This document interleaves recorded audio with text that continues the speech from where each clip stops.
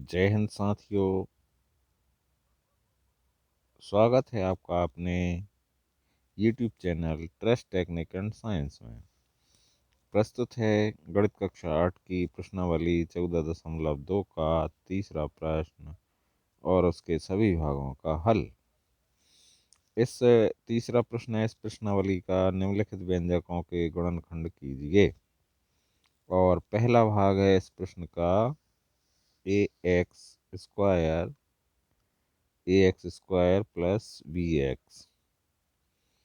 ये तीसरे प्रश्न का पहला भाग है। इसमें उभयनिष्ठ हम ले सकते हैं x। क्यों ले सकते हैं, देखिए ये इस प्रकार से है, a गुणित x गुणित x, x की घात 2 मतलब x गुणित x धन b गुणित x। तो एक x हम इसमें से उभयनिष्ठ ले लें तो यहाँ पे क्या बचा, a और एक x बचा, क्योंकि एक उभयनिष्ठ आ गया। तो ax धन इसमें से x उभयनिष्ठ आ गया तो क्या बचा, b। बस इतना ही, x गुणित ax धन b, इसका उभयनिष्ठ हो जाएगा। ये गुणनखंड होगा इनके। उत्तर हो गया x गुणित ax धन b। चलिए दूसरा भाग हल करते हैं। Second part of the question is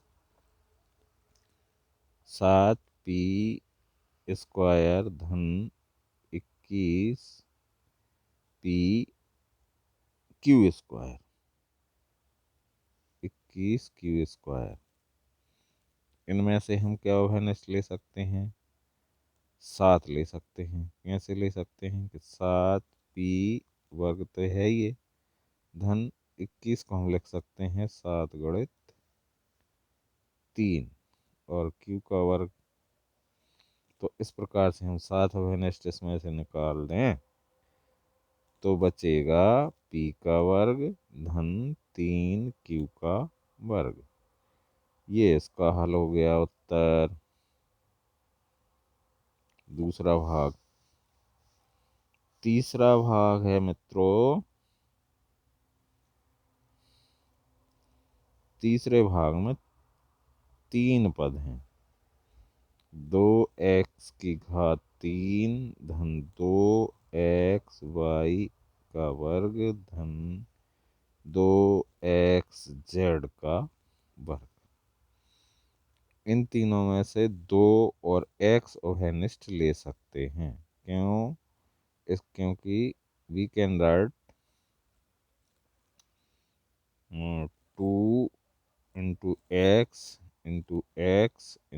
x third time 3 time plus 2 into x into y square plus 2 into x into z square.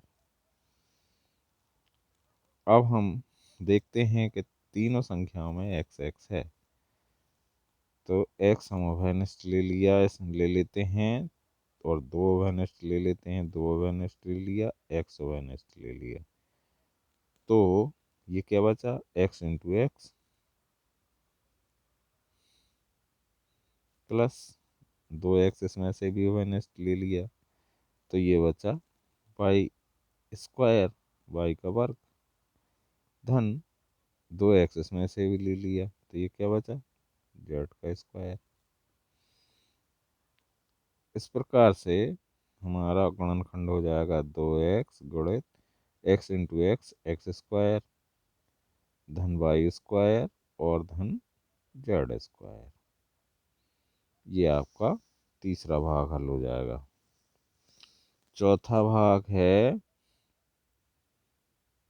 Fourth part of the question is am square, am square धन bm square धन an an square नहीं bn का वर्ग धन A N का वर्ग। अब आप देख रहे हैं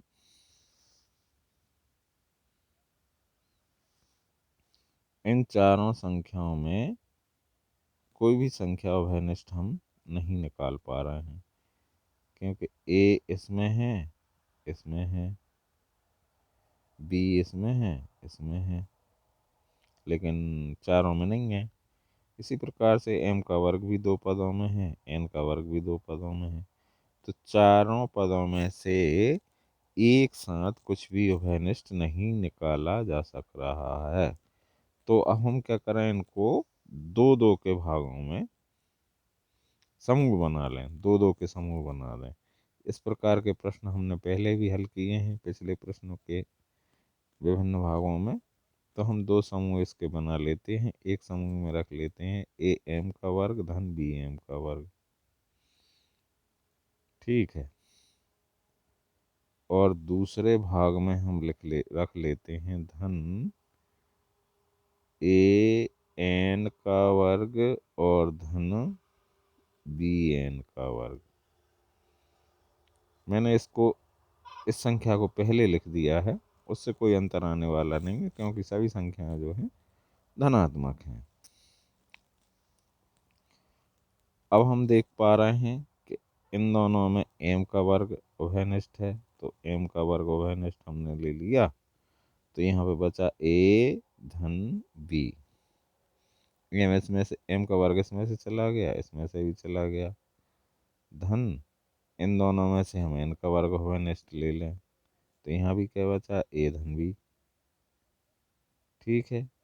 अब ये दो कोष्ठक हमारे पास एक जैसे आ गए, तो हम इन दोनों कोष्ठकों में से एक कोष्ठक को उभयनिष्ठ ले लेते हैं, मतलब ए धन बी को उभयनिष्ठ ले लें हम। तो एक भाग तो ये हो गया, और दूसरे भाग में क्या बचा, एम वर्ग धन एन वर्ग। तो दूसरे कोष्ठक में आ जाएगा आपका एम का वर्ग धन एन का वर्ग। ये इसके गुणनखंड हुआ है। चलिए पांचवा भाग है एल एम धन एल और धन एम धन एक। इसमें तो जाहिर है कि इसमें से हम एल उभयनिष्ठ ले लें, तो यहाँ पे बचा एम धन एक। एक कहाँ से आया, आप सोचेंगे कि एक तो कहीं है ही नहीं है इसमें, फिर एक कहाँ से आया। तो साथियों मित्रों, मैं बताऊं आपको, एक किसी भी संख्या के साथ, हर संख्या के साथ अप्रत्यक्ष रूप से गुणित के रूप में होता है। किसी भी संख्या में हम एक से गुणा कर दें तो उस संख्या के परिणाम पर कोई अंतर नहीं आता है, गुणनफल में कोई अंतर नहीं आता है। तो इसी प्रकार से इसमें एल गुणित एक है, इसमें एल एम गुणित एक है, तो एक हम उभयनिष्ठ ले लेते हैं, सॉरी एल उभयनिष्ठ ले लेते हैं, तो यहाँ पर एक बच जाएगा, ठीक है। अब इसमें से एक उभयनिष्ठ ले लें हम, क्योंकि दोनों में ही एक, इसको एक गुणित एक लिख सकते हैं, इसको एम गुणित एक लिख सकते हैं। तो एक उभयनिष्ठ ले लिया, तो यहाँ पर एम धन एक बचा, धन है ये। अब ये दोनों कोष्ठक एक जैसे हो गए, तो इसको उभयनिष्ठ ले लें हम, एक कोष्ठक में एम धन एन, एम धन एक, तो दूसरे कोष्ठक में क्या बचा, एल धन एक। दैट्स इट, ये इसका हल हो गया मित्रों। अब छठवां भाग बहुत सरल सरल हैं। जब हम 8वीं कक्षा पढ़ते थे उस समय जो है मध्य प्रदेश पाठ्य पुस्तक निगम की पुस्तक चलती थी, वो बहुत, इससे तो कम से कम कठिन होती थी। छठवां भाग करते हैं, वाई धन जेड धन 9 और वाई धन जेड। ये तो बहुत ही आसान है। क्योंकि इसमें से हमें बाई धन जेड ओवेनस्ट लेना है। हो गया हमारा हल, बाई धन जेड ओवेनस्ट हमने ले लिया, तो दूसरे कोष्टक में क्या बचा, बाई और धन नो, बस इतना ही। सातवां भाग देखते हैं क्या है। सातवां भाग है 5 का वर्ग ऋण 20 ऋण 8 धन 2 और z। इन चारों संख्याओं में भी कोई संख्या व्यनिष्ठ नहीं है। देखिए 5 इसमें से इन दोनों में से व्यनिष्ठ ले सकते हैं, 2 इन तीनों में से व्यनिष्ठ ले सकते हैं, लेकिन इसमें से नहीं ले सकते। अगर हम बाई व्यनिष्ठ लें तो इन दोनों में से ले सकते हैं, तीनों में से, इसमें से नहीं ले सकते। जेड व्यनिष्ठ लें तो इन दोनों में से ले सकते हैं, इनमें से नहीं ले सकते। तो फिर हम इनको समूह बना लेंगे 2 2 का, ऐसे बना लेंगे। थोड़ा सा इसमें परिवर्तन कर लें, स्थान परिवर्तन। 5 वर्ग ऋण 20 इसको धन 2 पहले लिख दें और ऋण 8 बाद में लिख दें। ये थोड़ी सुविधा के लिए किया है, कर सकते हैं। अब हम इसमें से, इन दोनों में से 5 घनिष्ठ ले सकते हैं। क्यों? क्योंकि ये है 5 इंटू वाई और ये है 5 इंटू 4 इंटू वाई। ये हो जाएगा ना, 5 × 4 = 20। इसी प्रकार से धन 2 × y × z ऋण 2 × 4 z, इसको हम लिख सकते हैं। 2 चौके 8 होते हैं ना। अब हम इनमें से उभयनिष्ठ ले लें। 5 इसमें से ले लिया हमने, तो क्या बचा, 1 बचा और ऋण 4 बचे। इसमें से 2 z उभयनिष्ठ ले लिया, धन 2 z, तो ये बचा आपका y ऋण 4, ये भी y ऋण 4 बचा। अब ये दोनों ब्रैकेट एक जैसे हो गए, तो इनको एक बार लिख दें उभयनिष्ठ लेकर, y ऋण 4, तो दूसरे कोष्टक में आ जाएगा 5y धन 2z। ये इसका, इनके गुणनखंड हो जाएंगे मित्रों। चलिए अब अपन करते हैं, ये था 7वां भाग, 8वां भाग करना है। We have to solve 8th part of this question, and that is 10a into b plus 4 का हो रहा है यार, a धन 5 b धन 2। इसमें कितने पद हैं, 3 पद हैं, 4 पद हैं। तो इन दोनों में क्या उभयनिष्ठ लिया जा सकता है, इसमें से हम ए उभयनिष्ठ ले लें और नहीं ले सकते। इसको हम थोड़ा सा परिवर्तन कर लें, इसको लिख दें हम 2 × 5 AB, धन इसको लिख दें 2 × 2, 4 को हम 2 लिख दें और A, धन 5B धन 2। इनके ये जो है ना प्राइम नंबर हैं, इसलिए इनका गुणनखंड हो ही नहीं सकता, प्राइम फैक्टर है ऐसा कह सकते हैं। तो इन दोनों में से हम 2A उभयनिष्ठ ले सकते हैं। 2 उभयनिष्ठ ले लिया हमने, क्या बचा, 5 बचा और B बचा, और यहाँ पे क्या बचा, 2। दो ओवेनेस्ट ले लिया, ए ओवेनेस्ट ले लिया। यहाँ से हम एक ओवेनेस्ट ले लें तो ये 5b-2। अब ये दोनों कोष्टक एक जैसे हो गए तो इनको ओवेनेस्ट ले लें हम, तो 5b-2 और दूसरे कोष्टक में आ जाएगा 2a-1। ये इसके गुणनखंड हो जाएंगे। अब है अंतिम भाग, नवा भाग है इसका 6xy, 6xy ऋण 4y धन 6 ऋण 9x। ठीक, अब इसको भी हम इस तरफ लिख लें तो कुछ सहूलियत हो सकती है।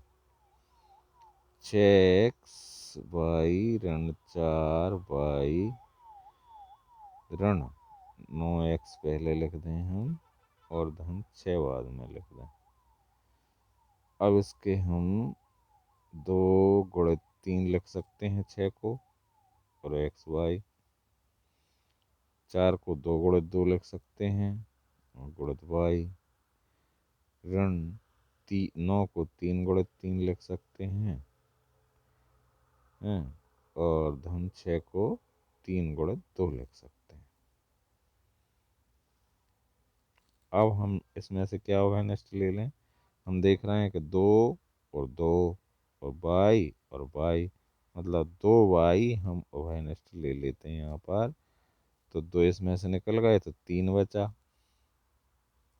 ठीक है, और y निकल गई तो x बचा, तो ये बचा 3x ऋण।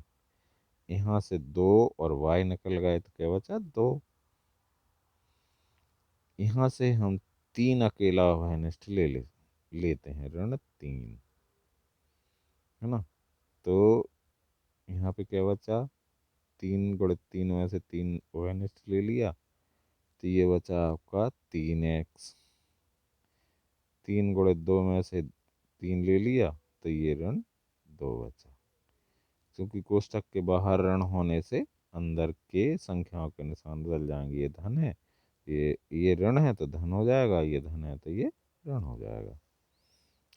अब ये दोनों कोष्टकों की संख्याएं एक जैसी हो गई तो एक कोष्टक में इनको लिख दें और दूसरे कोष्टक में शेष बची संख्याओं को लिख दें। ये इसके गुणनखंड हो जाएंगे भाई। ये हमारा तीसरे प्रश्न का नवा और अंतिम भाग था। इस प्रकार से ये तीसरा प्रश्न का हल संपन्न होता है। एक निवेदन करना चाहूँगा मित्रों, आप भले ही हमारे चैनल को सब्सक्राइब ना करें, लेकिन हमें कमेंट करके ज़रूर बताएं कि हमारी ओर से कोई त्रुटि हो रही है या कोई ऐसा हो रहा है जो नहीं होना चाहिए। तो हमें कमेंट करके अवश्य बताएं ताकि हम भविष्य में अपने आप में सुधार कर सकें। बड़ी मेहरबानी होगी आप लोगों की। मिलते हैं अगले प्रश्न का हल लेकर। धन्यवाद। जय हिंद, वंदे मातरम।